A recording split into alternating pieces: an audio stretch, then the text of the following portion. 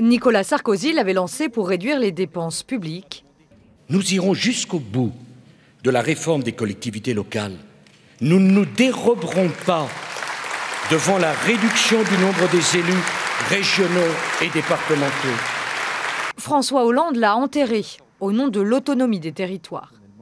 Sous Emmanuel Macron, le conseiller territorial semble de retour.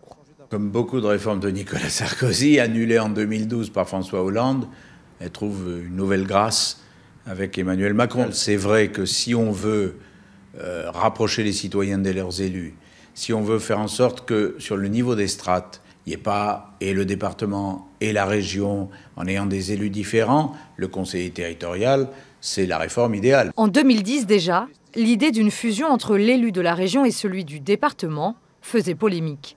Adoptée à l'Assemblée nationale, désavouée au Sénat, la réforme n'est jamais appliquée, jusqu'à sa suppression en 2012. En 2019, la réforme pourrait trouver un second souffle, et c'est le grand débat qui relance la question. Il y a une chose vraiment qui a été le résultat de ce grand débat, c'est les Français qui demandent plus de proximité. Quand vous mettez un seul élu qui soit en même temps départemental et régional, vous le rapprochez des concitoyens.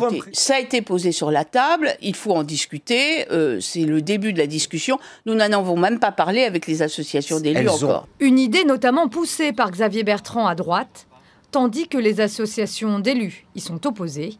Une concertation est prévue sur la question d'ici la fin du mois d'avril.